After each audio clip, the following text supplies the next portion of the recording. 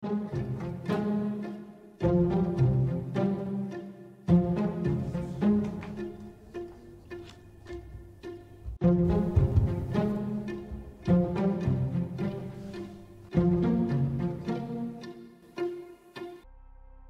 razumijem šta ti ne odgovara. Bolju ponudu nećeš naći. Skoro da sam na gubitku. Da, skoro na gubitku. Ugovor je zaista odličan. Nećemo naći bolji ugovor. Ugovor je dobar, da.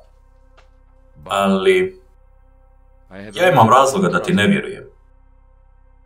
Kako mogu da radim s tobom ako ti uopće ne razumiješ svu vrijednost kreativnog društva? Posebno u ovom trenutku za sebe i za cijelo čovječanstvo.